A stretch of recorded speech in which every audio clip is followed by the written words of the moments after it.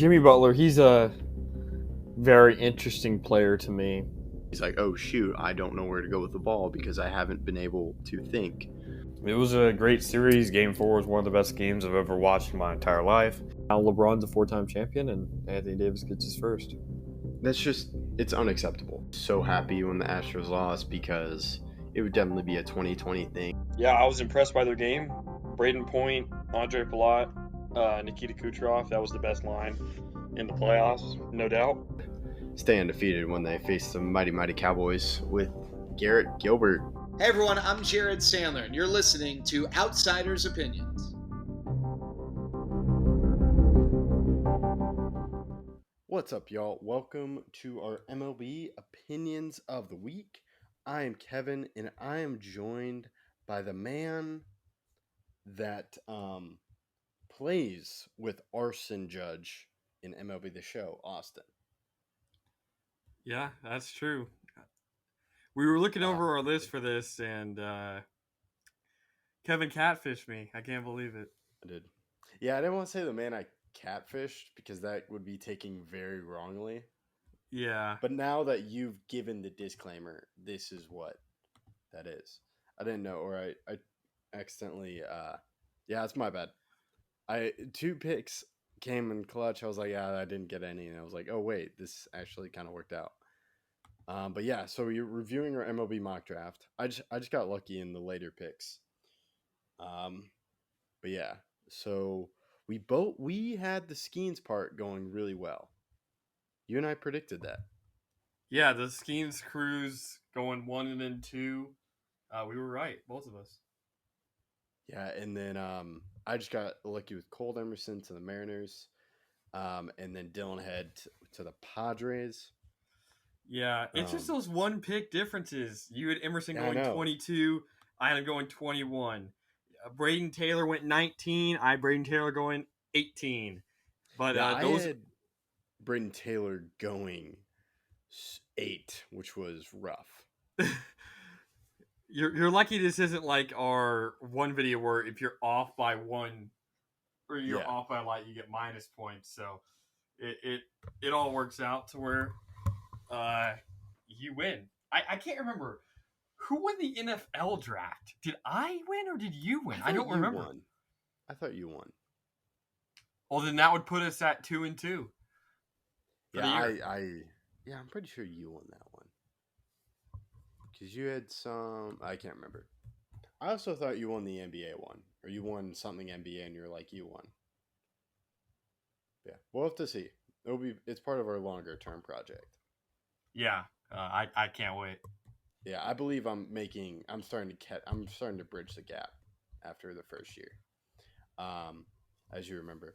But yeah, so that's a little teaser. But overall, I think your team made a good pick, which we'll get to, and my team I think made a good pick as well. I'm pretty excited about that pick. But yeah, Skeens number 1 makes sense. Cruz going second to the Nationals I think really works as well. Both really good picks. Yeah, it's the first time ever that back to back from the same school leads off an MLB draft. Yeah, that's ridiculous. And yeah, I'm just glad the Pirates selected a pitcher. Hopefully it all works out, but Skeens is just incredible. The thing that was tricky for me, and the more I did more research on the guys, the Tigers went with Max Clark, a high school arm, or a high school outfielder, not an arm. It's just, I like the attitude of Max Clark, but if I'm the Tigers, I want someone safe, which I think is a college bat like Wyatt Langford. Yeah, I was shocked that Wyatt Langford fell. I remember we talked about that. I thought the top 3 was the top 3. But, of course, the Tigers felt differently. And this will definitely, if Wyatt Langford ends up working out and Max Clark, who I still think will be a good MLB player, but it's just the floor is low. As it always is with a high school player, because you don't really know what you're going to get. Or at least the product is not as finished as it is with Wyatt Langford. And getting Texas, I mean, we just go to 4. Getting Wyatt Langford, that is huge. And I think that's a steal at 4. Yeah, I agree. Because there are analytics that say teams with like high school bat or college bats, it just comes up quicker, and he can help them. And this really helps the Rangers and the thing with Wyatt Langford, is he's not a good center fielder, but the Rangers are set at center fielder. They have Evan Carter of the future.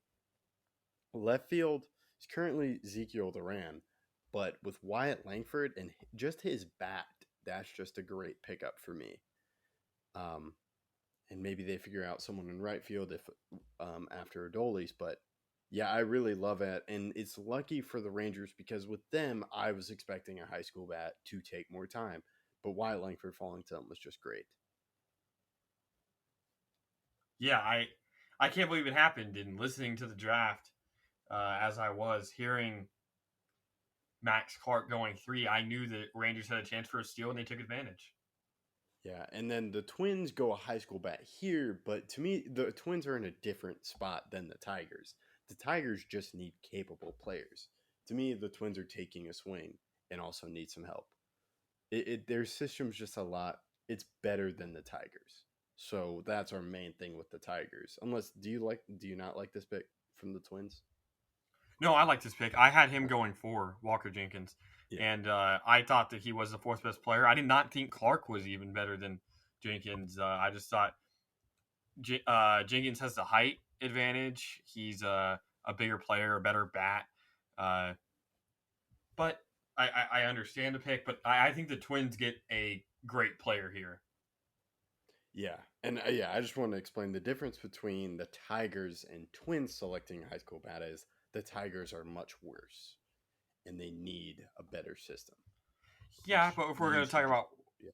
we're going to talk about worse really quickly, I just want to bring this up. This has nothing to do with the draft, but the fact that every team in the AL East has a winning record, and no team in the AL Central has a winning record, blows my mind. Like, yes, the Twins are a much better team, but the Tigers and the Twins are in a terrible division to where any team or any player can get you to contend very quickly. Mm-hmm. Yeah, that's a fair point. I don't think it was the worst pick of the draft with the Tigers at 3. It was close, but yeah, I'm pretty sure you and I kind of agree on the worst pick. But 6, Jacob Wilson to the Athletics. We'll see. I predicted it happening, but yeah, that's it. Nothing. Yeah, I don't have a bad pick. It's not a bad pick, but it's obviously a reach, but an intentional one that we both saw coming. You have to give him, or he will accept less money because he's a college bat, and because he wasn't supposed to go this high in the first place. If it wasn't the A's, they wouldn't have taken him. Now, he is a good talent, but he's not really a power bat, and that's something nowadays that is not necessarily frowned upon, but it's harder to become what you need to be as a just a contact hitter. Yeah, and then 6, this is one you got correct. From what I've heard, he's more ready. He doesn't need as much work as Dollander, who went to the Rockies. So I like this pick for the Reds, who are a team that are better situated than the Tigers, but they know, okay, we need someone that's going to work out well. We don't have to do much work with, and I like that for them. Yeah, I agree. Rhett Lauder was so good at Wake Forest, and that team was so good. I'm surprised it didn't go all the way. The best team in the country for a while there, and obviously LSU ended up taking him out. But Lauder was one of the best pitchers in the country, and if it wasn't for Skeens, I think that he would have been taken much higher. Yeah, that's a good point. The next one is the pick that I think is just really bad. That's Blake Mitchell, a high school catcher. First of all, you're going to have to pay more money, probably, to keep him from not going to college. And I've heard the analytics don't really work out well with high school catchers. And if you want a catcher, why not take Kyle Teal, who's in college, and that you could underslot? Yeah, I don't really know. I don't like this pick at all. It has been a decade since a high school catcher has been taken in the top 10 in the MLB Draft. Wow. Yeah, it's been almost crazy. A decade. I think it was either 2013 or 2014. And that's not a good sign. And I think a big part, I heard that they were thinking catcher, but I didn't think they needed to go catcher here. I would have gone Chase Dollander or Noble Meyer, go pitcher here. The Royals are in a division right now where as a team, they have terrible pitching. But in a division where, again, getting an ace in a draft 3 years, 4 years down the line will be huge. And taking a catcher here, I just think it's an unnecessary risk. I know you have Salvador Perez maybe to try and mentor him into becoming something better, but there's a reason why they don't draft catchers this high, and the Royals ignored that, and I think it's a very risky choice. Yeah, and to me, the Royals are similar to the Tigers, where they just need to hit on their picks, especially when you're this high. So I that's agree. yeah. Chase Dollander, Rockies win pitcher. I don't really hate on. It's just going to take more work for Dollander. Yeah, yeah. The problem with the Rockies is they have to go pitcher here because they're pitching so bad, but they're also not a pitcher friendly team because of their situation. So, I mean, I like the pick, but at the same time, I would have gone Herschel Waldrep. I thought Waldrep falling. We'll eventually get to him, but him falling as far as he did was shocking to me. I had him going here at 9 to the Rockies, and they took Dollander. Yeah, that's a good point. Yeah, you with the Rockies, it's just they kind of have to go pitcher. Then Marlins, I'm surprised they went pitcher, but they must see something in Meyer, which I trust the Marlins with pitching. Yeah, I trust the Marlins as well. It sucks that Sandy Alcantara is having a much worse season this year, but Yuri Perez and other guys that they're having, Jesus Luzardo, Taylor Rogers, they just have such a good bullpen of guys that are just really performing right now to help them become such a great team. Yeah, and then with the Angels, I was surprised they went first baseman with Nolan Schanuel. Yeah, this was definitely a huge reach. I didn't have him going in my first round, and he went 11. Yeah, I had him at the very end, so maybe it's an underslot type of deal. Not really sure. But then with the Diamondbacks, they go shortstop, but Tommy Troy's more of a third baseman. Yeah, it seems like they consider a lot of players that I thought were third basemen or second baseman as shortstop, and that's because they played shortstop, but they're probably not projecting as that. And Tommy Troy, I like it here. I had him falling much, much further. I had Troy going all the way to 20, but I don't hate this pick. Yeah, me either. Then with the Cubs, Matt Shaw. I really like that. It's just a good, we'll see what they get, and maybe it's a trade piece, but I think just a pretty good player. Yeah, Shaw was another guy I had falling much further. I don't necessarily love this pick, but again, he's not going to be shortstop, so it doesn't really matter that they have Dansby. I had Shaw going all the way to 28, so I think this is maybe another guy who's underslot some. Yeah, and then we have the. This is where Kyle Teal went. I like this for the Red Sox. I was surprised he fell this far, but they do need help at catcher, and I think he's a safer bet for catcher. Yeah, I really do like this pick, and I think he's obviously better than the guy who was taken at 8, who is Blake Mitchell. I wanted to correct myself. It wasn't Taylor Rogers. It was Trevor Rogers that plays for the Marlins, who's a pitcher. Got the first name wrong. Gotcha. When I correct myself. That's Rogers. Yeah, I missed it. But then that's good. Glad you checked. Then with the Jacob Gonzalez going to the White Sox, we both had him going shortstop. I like that. Yeah, I had Gonzalez going 8. I had him going shortstop. I had him getting Lombard, so he fell some, but or did I have him get Lombard? No, I had him getting Walker Martin. The next pick I had being Lombard. But yeah, shortstop was a big need for them going forward.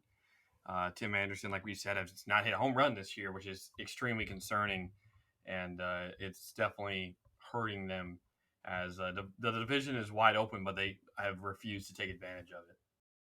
So the Giants go two-way player again. I think it's they've done this a couple years. And he's a high school pitcher. I'm not really a huge fan. If I'm the Giants, I kind of want to have a nice hit here because to me, their system needs help. What do you think? Yeah, that's definitely true. I am always intrigued by this because does a two-way player want to go to college, or if because the MLB teams that draft two-way players don't really like them. That's the whole thing with Shohei. It was in his contract, like I will not come to the MLB if you don't let me hit. Because in my opinion, he was always a better pitcher. They were always going to let him pitch, but they were probably just going to force him to be a pitcher if he didn't say no, I am hitting or I'm not coming. And that's what I think a lot of these two-way players should do, because your value as a player is so much higher if you can two-way play. Yeah, we'll have to see what happens later because I think teams are seeing the importance of or the value in someone like Otani. Yeah, because it's one roster spot. Mhm. Yeah, and it's just do they perform as well like Otani does? Then with the Orioles, they go outfielder. This is I know a guy you're high on, Enrique Bradfield Jr. Yeah, I had him going 11, so him falling to 17 is kind of surprising for me. I like this pick for the Orioles. They just get better. They already have a pretty stacked outfield, though, so I'm really interested to see how he fits into the scheme down the way. Because Austin Hayes was obviously an all-star, and they obviously had Cedric Mullins, so I'll need to see how he fits into the scheme or what they do there.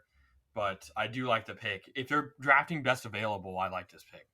Yeah, that's a good thing that you mentioned. Then the Brewers go Brock Wilken. I don't really hate it. He's third baseman. Yeah, I didn't have Wilkin. I don't believe. Yeah, I didn't have Wilkin in my first round, but again, drafting by need is another important thing, and I don't hate the pick either. Wake Forest, another. It's a great team. He played well on a great team, so it shows off well. And then Braden Taylor to the Tampa Bay Rays. I think is just a good pick. Yeah, I thought Taylor was better than Wilkin, so Taylor obviously fell one pick further than I predicted, and it sucks. But I like this pick for Tampa, even though they're pretty secure right now at third base. Yeah, I think it's just a good value pick for them. Then the Blue Jays go Arjun Namala, a shortstop from high school. We'll just have to see how it turns out. Yeah, Namala was a guy I had going. Where did I have Namala going? I know I had him high. Yeah, I had him going 10. So a lot of these shortstops, third basemen, I had going a lot higher. And I do like the name of his high school, Strawberry Crest. That's just it That makes is an me smile. interesting high school name. Yeah. And then the Cardinals went outfielder Chase Davis. Maybe they see it as a value pick. Just great player available, but yeah, that's interesting to me. Yeah, I thought this was a little bit of a reach, but I don't hate it. I don't necessarily love it though. Yeah, and then the Mariners selecting a shortstop. This is the pick that I predicted. I like it because you don't know how much longer Crawford's going to be there, and this is a high school shortstop, so it could take a little bit longer. Yeah, Crawford's still been really good defensively, but you're right. You never know how long he's going to be there, and I mean, you predicted it, so you would know. Yeah, and the Cleveland Guardians went catcher, high school catcher again. Not sure about this. We'll have to see. So that's just a little bit shocking. Yeah, high school catchers are very hard to protect. Hard to predict. They're very volatile, and I mean, it's an understandable risk. But when he was projected to go around 34, 35, 36, and you take him at 23, and it adds to the fact that he again, high school catchers don't have a great track record. You do wonder how this will turn out. Then we'll get to the Braves where they took a pitcher, which is just them adding on to an already strong part of their system, Hurston Waldrep. Yeah, this is a great pitcher. It's a draft steal from the Braves. Again, I had Waldrep going 9. So him falling all the way to 24, I'm high on him. I love the pick. Yeah, and then Dylan head to the Padres. I think they just need help with the outfielder, and I think he can solve that in a few years.